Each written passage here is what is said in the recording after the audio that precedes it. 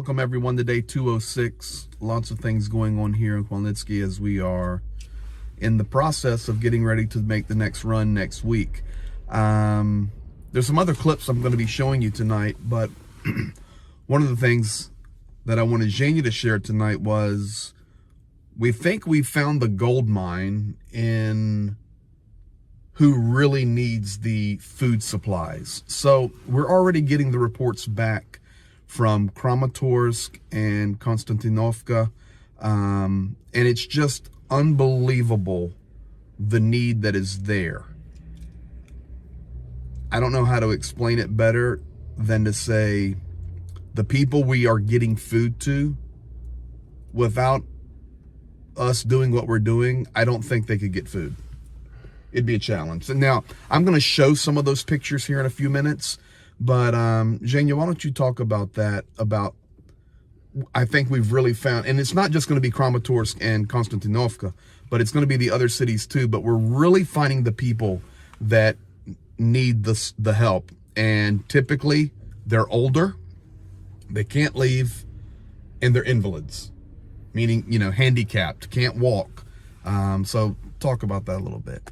Okay, you probably heard from the previous programs that we deliver the food and helping people to the places where it's not easy to get to by car because of bad roads and so on. This is one of the reasons why the other organization doesn't like to go really deep so far. And coming back, so like a lot of people in Ukraine, because some relatives left the country, and the grand people, I mean like old people, got in the situation with not real possibility to get help from kids, from their children. The other situation is people experiencing difficult time to get a job, because a lot of businesses and factories and so on are being stopped, and people are sitting and waiting for the best times and almost have nothing. And so that way a lot of people in Ukraine at all having a need. But coming to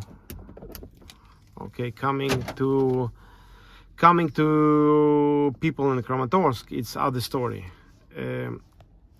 Most of the grocery stores, the food stores are closed, and the ones which is still open are quite far to get to. I mean, by transport, or not possible to get to.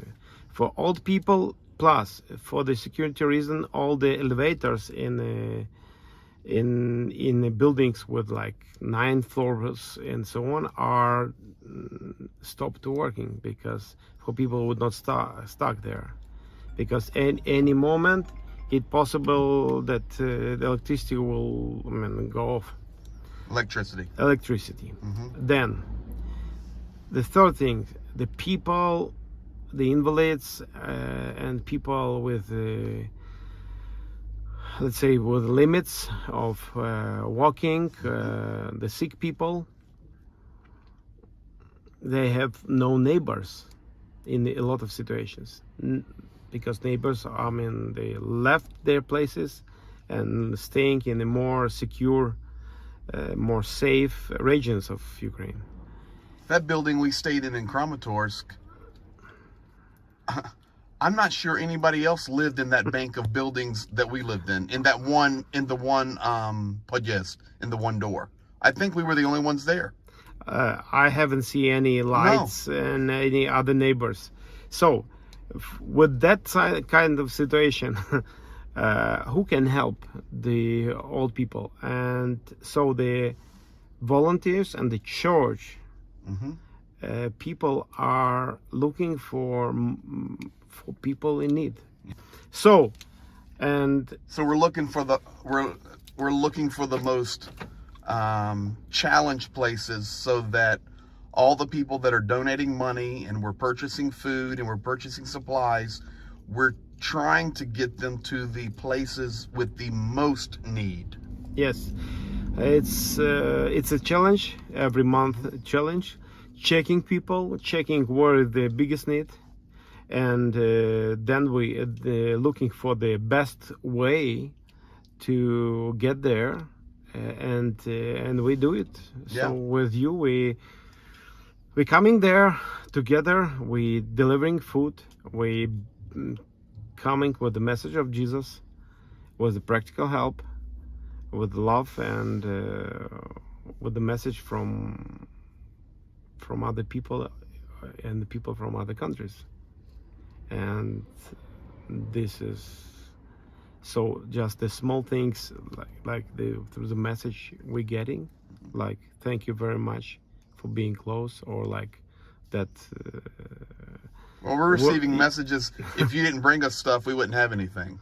Yes. So, Oh, thank you for seeing the reason to get to our Bermuda Triangle. Bermuda Triangle. Yeah, this is how people see their places and describe it. So it's this simple. It's huge. Yeah, it's huge. It's huge. So thank you, and thank you. Huge thank you. Typically, immediately after we have delivered goods and services to people, the ground coordinators there that we work with, usually within 24 hours, we've already got the reports, the thank yous, pictures, and we put a couple of those up for you to see. Additionally, when we're working with the military, as we will be again here in a few days, we also get the responses back. Received a video in today from one of the chefs, one of the cooks, one of the people that helps with the medical there on the front lines, thanking us. And that means thanking you for helping bring supplies and much needed food to the front. Check this out. This is a thank you we received today from a cook. Доброго дня. Мене звати Крістина. Я кухар ЗСУ. Хотів би сказати дякую за тушонку та продукти, які ви нам привезли. Дякую за мед та дякую за медичні засоби. Дякую за теплі пледи. Дякую за фонарики і за їжу. Дякую, що ви допомагаєте ЗСУ. It makes you feel real good, and I'm hoping it's doing the same for you as you are joining us on this inside journey inside Ukraine during the time that I'm here and not back home in the studio. It just makes you feel good. So I hope it's also equally making you guys feel good to know that you have a part in this, even just by watching, liking, sharing, commenting, supporting financially, sending goods, everything that we're doing together. Thank you, thank you, thank you. Now, you may have noticed there on that video, you saw the subtitles. Now, you guys know I'm not in the U.S. now. I do not have the horsepower there in the studio to do all of these things. I'm literally working with an iPhone and an iPad. But I've introduced you to this guy before, Volodymyr Zelensky. No, not the president, but my buddy. And wanted to give you a little behind the scenes of what he does to make all of these videos happen for you. He's the guy that while I'm in Ukraine is throwing the subtitles up really quickly for me. I pop a video to him and I say, Zolak, I need this one now. And he drops what he's doing and he gets it done. And I think it'd be nice for you to see a little behind the scenes. There's a large team that makes all of this happen every day. Whether we're talking about our team back in Pennsylvania, our home church, PK or Ms. Lou, always administrating finances, or it would be our team here on the ground. And I'm going to give you some insight into them, into those guys here in a few days before we roll back out east. But additionally, we also have technical support. So I'm going to show you that tonight. Here's a little behind the scenes of my man that gets all of this stuff done every day for you. Hey guys, just wanted to take a minute tonight as a part of our project being on the ground here in Ukraine and show you. You guys know this guy. This is Volodymyr Zelensky. Yeah, with mustache. We did have a mustache. And yes, his name is Volodymyr Zelensky. No, not the president, but I think he's just as talented or maybe more. But you see a lot of work done behind the scenes when I'm here on the road because I don't have the time to put the subtitles on. And just play that, Zola. This is the video from yesterday you guys are seeing where he blurred out the soldiers' faces. And He did all of the editing here. So this is his studio, and he's located here in Ukraine, and a major professional. So I'll go ahead and give a commercial for you. If you need some work done, this is the man. Thank you. Thank you, Zolik, for everything you do. My pleasure. I've known you since you were a little boy, Yeah. and now you're a big boy. But this is where it happens. So a lot of the editing, a lot of the translations, a lot of the subtitles, wanted to give you a behind the scenes view today. This is where the man's getting it done. So thank you, buddy. One of the things that we're doing today is getting our trailers re-prepped to head back out. So they're actually pulled over here. And the reason I'm showing you this today, Zhanya's sitting here talking with our mechanic. But this would be, you can see the high-rise buildings here in the background. That's a 16-story building. But this would be typical Soviet Union.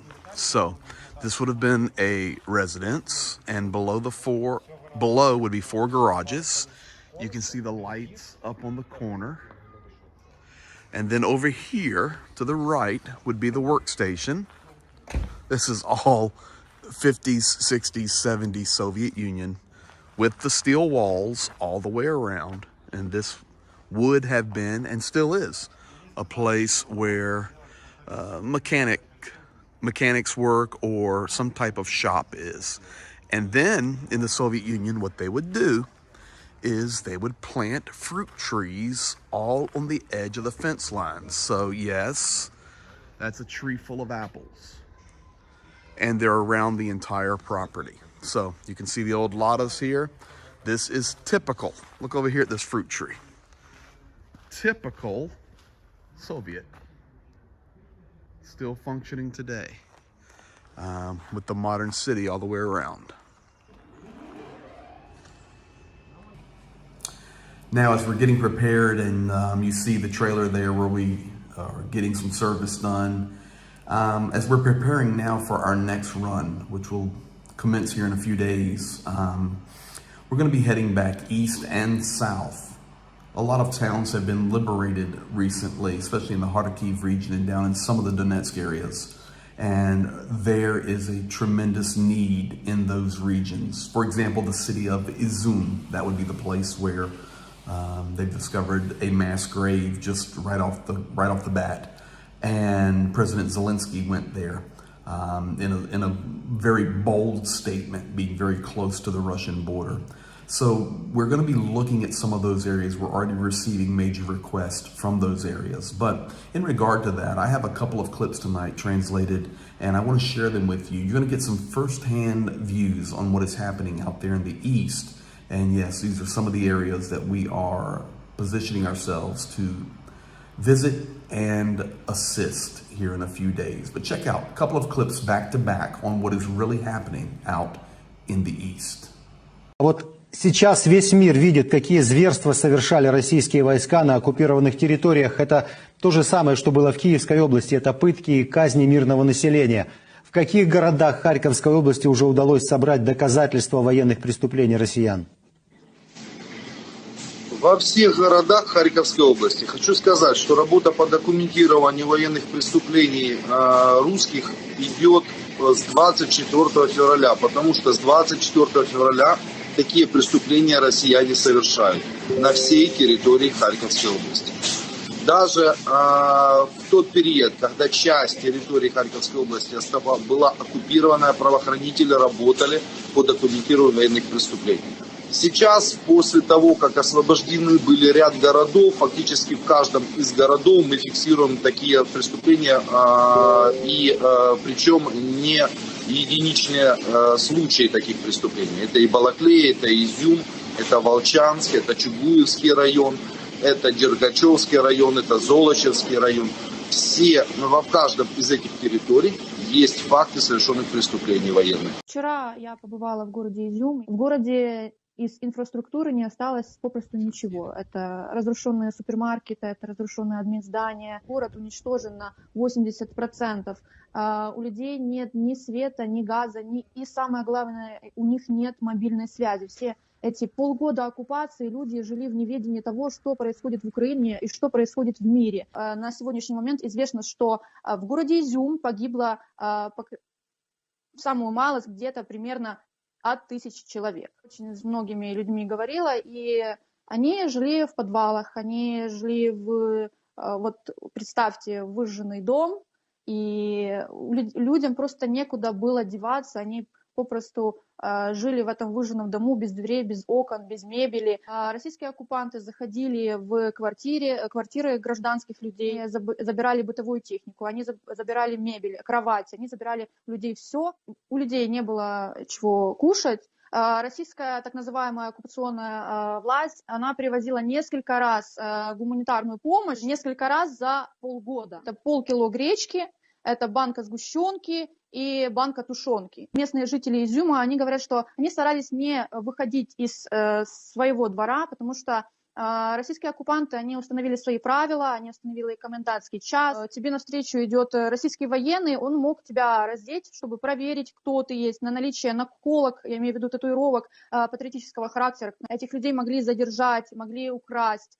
Those few clips right there really share with you the reality of what is going on. Of course, we've been over the last few weeks in all of those regions in Kharkiv and Donetsk, and we plan to return. Some of those cities that were even mentioned there, translated for you. You can scrub back and look at the names of them. We're working on the plans to be in those cities, supporting people, supporting those. There are people there that are devastated and destroyed, and we're going to get in there and help them and do whatever we can. And of course, at the same time, get to the front lines and support our military. So we're doing our best. We're working hard at it. And we thank you for being here. We'll see you tomorrow night. Peace to you and peace to Ukraine. Be blessed. Okay. I know many of you probably chatting right now, especially a lot of you regulars. PG got a haircut. You're right. Check this dude out. Be blessed, guys. So we finished that run, and not only do we start working on the next run, but the boys sent me here to get a military due. But getting her done. Дякую, Макс. Слава Україна! Да, 100%.